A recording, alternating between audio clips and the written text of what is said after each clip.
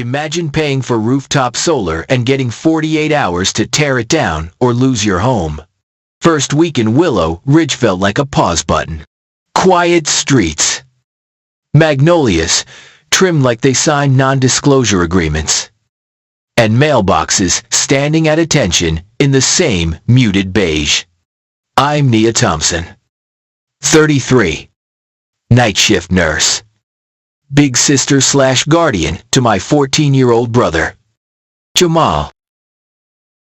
We moved here for three things: a shorter commute, a yard that fits a beat-up basketball hoop, and sunlight. Sunlight mattered because our electric bill had been eating groceries. And I was tired of choosing between overtime and oatmeal. So, yeah, I installed solar. I did it by the book. I hired Sunshine City Electric, licensed, bonded. The whole boring paragraph, filed a city permit through the portal, paid the fee, and got a welcome packet from the utility with a net metering agreement. The confirmation email landed at 6:42 a.m. on a Monday, from an address that looked like robots run on coffee. I printed the temporary approval, slid it into a plastic sleeve, and taped it inside the front window because, some people in power only believe paper. Karen believed paper when it came with her letterhead. She introduced herself with a smile that creaked. Welcome. Pearls. Clipboard. Shoes that never touched mud. Nia, she said, like she already owned the length of my name. We have a harmony to maintain. Solar equipment cannot be visible from the street. It's on the roof. I said, that's where the sun lives. Our architectural guidelines prioritize traditional aesthetics. She lifted her measuring tape toward the sky, as if she might shrink the sun by decree. Your array is visible at a 45-degree angle from Maple Way. Okay, I said, breathing the way I tell my patients to breathe. City gave me temporary approval. Utility scheduled interconnection for Friday, 2 o'clock. It's efficient. It's quiet. And it drops my bill, so Jamal can do summer ball without me working 6 extra shifts. Karen's smile didn't move. The rest of her face did. Submit an architectural request. No installation ahead of board approval. I submitted. I said, holding up the printed form with my attachments permit. Utility letter. Panel layout stamped by an engineer named Morales. And a landscaping plan to hide the conduit behind Jasmine. Time stamped 9:12 a.m. At noon, a yellow courtesy reminder appeared on my door. At midnight, rain caught the pearls again. Tape hissed in the dark. In the morning, a red notice. Remove unapproved energy device within 3 days or HOA will commence enforcement. 48 hours to tear down something I built to keep my family fed. That was the first receipt. Jamal read the red notice and turned the paper over like there was a kinder backside. They can make us take the panels down. They can try. I said. They can charge fines. They can't erase the sun. He grinned. You sound like a Marvel trailer. I sent the board a clean email. Polite, like church on Sunday. Attached, please find city temporary approval. Engineer stamp. And utility net metering letter. State solar rights law requires associations to allow reasonable installation on roofs. Happy to paint conduit to match trim. I even included screenshots of the HOA's own covenants. Section labeled Energy Conservation Devices, which says roof equipment is allowed with reasonable screening. I highlighted reasonable because, you know, some people treat it like a foreign language. They responded with silence. Then, the group chat started making noise. Unapproved technology. Industrial look. Property values face pressure from visual clutter. No names. But there was a tone. And that tone had a pearl necklace. Wednesday morning. A man in a black polo, with compliance stitched on it, let himself into my side yard. No knock. No hello. He planted a ladder against my fence and aimed his phone at my roof like I was a tourist attraction. "Sir, sorry." "Ma'am," he said, when I stepped out. "Documenting violations per HOA authority. Per state law. You're trespassing," I said, sliding my phone into record. "You're leaving." He took another picture. I took one of him. The SUV he came in had a plate frame that read, "Keep it classy, Willow." The plate, LDY-PRSD. I don't think you need me to connect those dots. That afternoon, an email arrived with a subject line that looked like a threat dressed in business casual. Fine. Notice. Second. Notice. The balance was $500 per day, starting Friday at 5 p.m. It was the first email they'd sent. I replied with the calm of a person who draws blood at 3 a.m. Without waking you. City inspection scheduled Friday at 1:30 p.m. Please attend. Also attached a letter from the utility explicitly stating HOAs may not interfere with interconnection. I printed that utility letter and tucked it behind glass in my window next to the permit. Receipts should have neighbors. Level 1, petty fines and public shaming hurt. But I could carry it.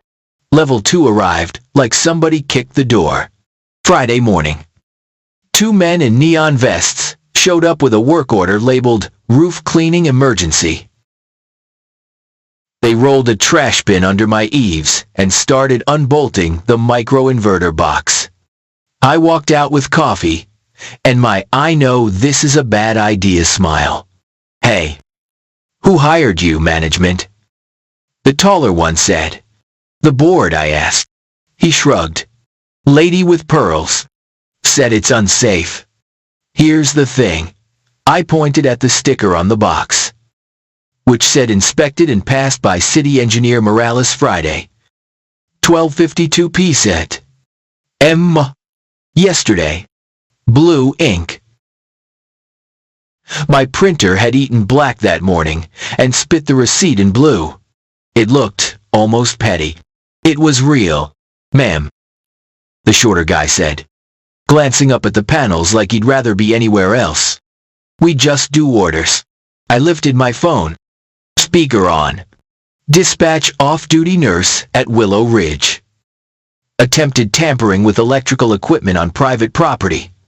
Non-violent, but urgent. I didn't say the word panic out loud, but I nudged the little disc clipped to my keyring. It opens a recorded line. Old habit. The world is better when witnesses exist. Officer Diaz rolled up fast because, apparently, the universe sometimes sends you the right person wearing the right vest. He took one look at the work order. One look at the email I had printed from the utility that said, associations may not prevent, restrict, or impose unreasonable limitations on solar. And he asked the crew if they had a court order. They did not. He asked if they had a board vote authorizing emergency removal. They did not. He suggested gently, not even sarcastic, that they unroll their bins somewhere else. Karen arrived mid-conversation. Heels tapping a rhythm like a warning. "Officer," she said, "there's been a misunderstanding. We are protecting safety and harmony." "Great," Diaz said. "Show me the motion you passed." She smiled the way a person smiles when their hands are empty. We plan to ratify it at the next meeting." Future votes can't power present bolt cutters, Diaz said. Step off the property. Ma'am. Ring caught the whole thing. That was receipt 2. The smear campaign pivoted from ugly panels to dishonest paperwork by Saturday. A post popped up in the neighborhood chat concerning activity at the Thompson house. Reported permit inconsistencies. A grainy photo of Jamal hauling a ladder to the backyard made it look like we were staging a jailbreak. People love a mystery more than the truth. I did not clap back. I built a binder. You could smell the toner from the street. Exhibit A, city permit email. Temporary approval. Inspection pass, signed by Engineer Morales. Printed. Tabbed. Exhibit B, utility net metering agreement that literally used the phrase may not be restricted by private covenants. Underlined twice in blue because my black cartridge still refused to behave. Exhibit C, HOA covenants. Section on energy conservation devices. With reasonable screening highlighted in green. I tucked a note behind it. Planter boxes with jasmine for conduit. Paint code oyster trim for pipe. I even printed a mood board. Because if they want harmony, I can sing. Exhibit D. Email chain with the board. My request to be placed on the agenda for the next meeting. Reasonable accommodation for rooftop solar appeal and policy clarification. Exhibit E. A voicemail Karen left on the wrong number and the right cloud. Telling the compliance contractor to handle it quietly before Friday so we don't inspire a trend. The transcription app mangled it into poetry. But the audio was crisp. I didn't gloat. I did label it. Exhibit F. Photos from Ring of the Midnight Red Notice and the ladder in my yard. Plus Officer Diaz's incident card with the case number. Receipts are boring until they're not. I also went porch to porch with a petition because the bylaws said any homeowner could add an agenda item with 10 signatures. 10 turned into 31.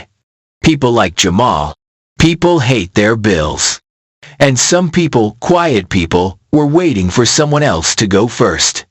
By Tuesday evening, I had a stack that felt like a lifeline. The annual meeting was set for Thursday at 7 o'clock in the clubhouse.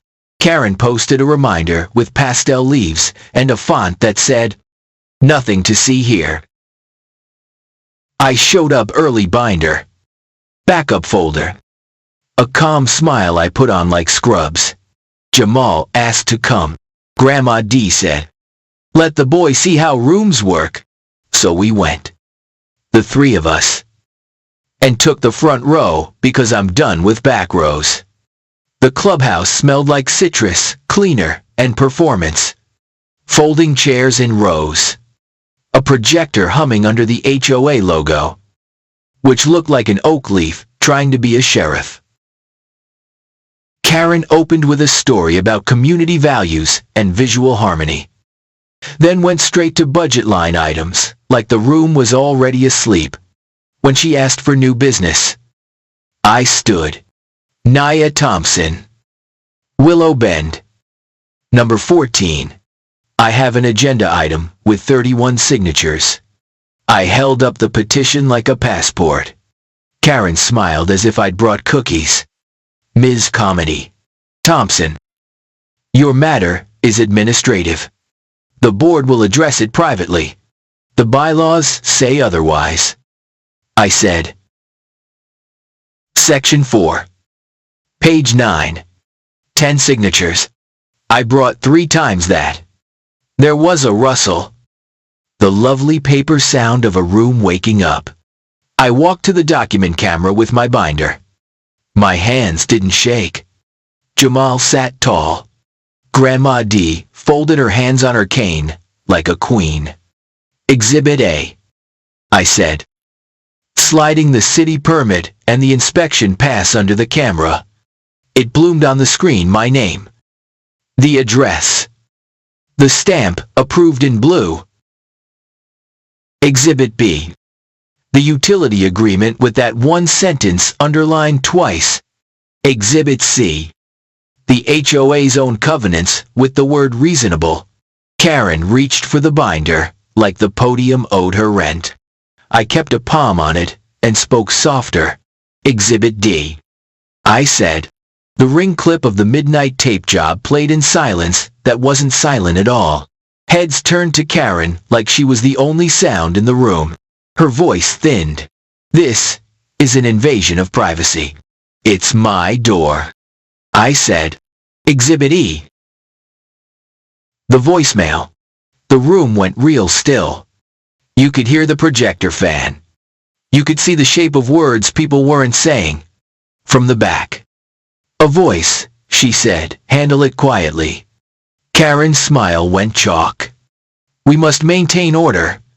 I kept going because the receipts ladder isn't just for people who love drama, it's for when truth has to climb past 1,000 excuses. Exhibit F. I said. Laying down the petition. 31 signatures, asking for a vote tonight. Out of order. Karen snapped. Point of order, said a soft voice to my left. Ms. Alvarez, who walks every morning at dawn, stood up like a note nobody expected. I'm the parliamentarian. The motion is in order. Karen blinked slow, like her eyelids were thinking about quitting.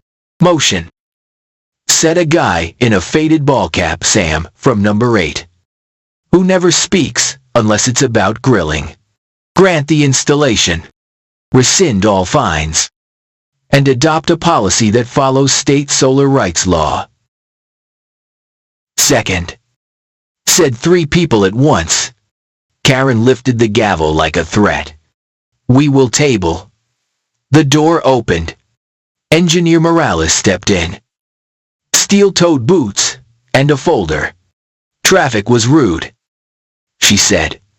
But I heard there's a question about a roof I signed. She set the inspection photos under the camera slope measurements. Conduit painted to match trim.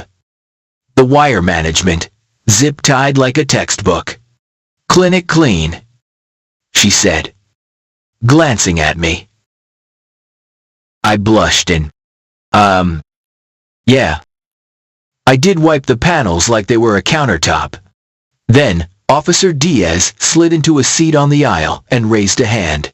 Housekeeping, he said. There's an open report on attempted tampering with electrical equipment. We'll be following up with whoever authorized that emergency cleaning. Just announcing, so nobody's surprised. Silence can be a kind of choir. Karen faltered. Officer, we appreciate your attendance. But this is a private meeting. Open to members, he said. Apartment at Maple Loop. Hi. Neighbors. Laughter cracked the tension like ice in a glass. We took the vote by raised hands because the clicker Karen used for budget items suddenly couldn't find its batteries. Hands went up like dawn. A few stayed down. Karen's did. And her 2 closest board friends, gentlemen whose shirts were the expensive kind of silent, kept their hands folded in their laps. Motion pass. Ms. Weiss, Alvarez said, eyes steady. The association will grant Ms. Thompson's installation, rescind fines, and adopt a compliant policy. Add one more, said a woman by the door. I didn't know Tasha from number 19. Baby on her hip. Bar card in her bag. Motion to schedule a recall vote for the president in 2 weeks. Karen's gavel hit wood like a plea. Out of order. Also in order. Ms. Alvarez said. As if she were announcing the weather. Karen's voice broke off in the middle of a sentence none of us will remember.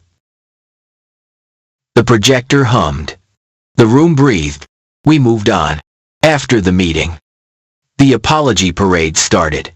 People came by in pairs and trios, bringing statements and small offerings.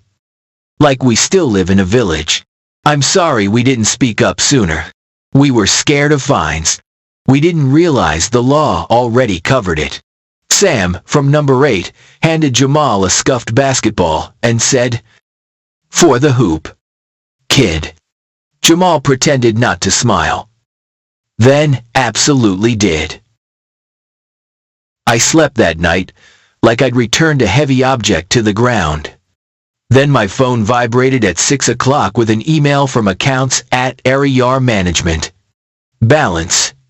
Due $10,000. 10,000. Spelled out in letters in my head. They had backdated fines and fed them interest like it was holiday candy. I took a picture. I opened my binder. New tab. I found the line in the covenants that says you cannot assess retroactive fines without a hearing. I printed it and highlighted without a hearing. I also printed the minutes from last month where Karen had approved a contract with Compliance Solutions without a vote. I grabbed Jamal's little stapler that looks like a shark because good tools matter, even when they look silly. Then I called Tasha. "You offered a hand last night," I said. "I think they're going to try to lien my house." She sighed, like someone reading a plot twist they already saw coming. "They can record a notice if there's an unpaid balance, but it won't stick if the fines are illegal. Forward me everything. All of it." I forwarded all of it. Compliance Solutions dropped by the next day with a man in a black polo who looked like the cousin of the first black polo. He stuck a final notice on my door at 9:59 p.m. Because the dark makes some folks brave. Ring saw him. The notice said, "Hearing Wednesday at 9 a.m." With no location. No Zoom. No instructions to request an accommodation for work schedules. Which felt like the point. I wrote back. "I am a nurse. On nights. Hearing at 9 a.m. is not reasonable notice. Please reschedule per your own rule requiring 7 days." Silence. Then a reminder. Then, at 8:53 a.m. on Wednesday, an email with a Zoom link that failed at 9 o'clock. I recorded the error screen and the timestamp because if you spend enough hours in hospitals, you learn to track failures like symptoms. At 10 a.m. they declared me a no-show and added administrative fee. By lunch, Tasha had filed a demand letter, rescind fines, cease harassment, schedule a proper hearing open to members, and preserve all communications under a legal hold. She included the line from the state law that says associations may not unreasonably restrict solar and that fines may not be used to constructively prohibit. I felt the word constructively in my bones. 2 weeks later, we held a special meeting in the same Citrus Clean clubhouse. This time, there was a projector, a microphone, and a stack of rules on the table like guardrails. People were grumpy but awake. Money talk does that. Karen started with a speech about protecting our brand. Tasha asked, "Is the brand contempt of state law that went over like a lead balloon?" I presented the new receipts, the $10,000 invoice, the failed Zoom link at 9 o'clock, the screenshot of my email requesting a reschedule, the clause requiring 7 days notice, and a fresh letter from the utility that read like a boundary. Engineer Morales testified softly, factually, that the panels met code and the conduit was painted oyster trim, which I swear looks like gray with an alibi. Then Diaz read a summary of his case, the emergency work order without authorization, the attempted unbolting of the inverter, the voicemail about, handle it quietly. He said the phrase, interference with electrical equipment slow enough to land, Karen tried one more tactic. We have had complaints about transients drawn by charity boxes. I blinked. We have a small pantry on our porch with canned beans and toothpaste. People take what they need. You can call that charity. I call it community. A chorus of MMMM rose from the back. Ms. Alvarez stood. Motion to adopt a kindness policy. Pantries. Little free libraries. No penalties. Just neatness standards. It passed with more hands than the first motion. It felt like the room had learned a new word.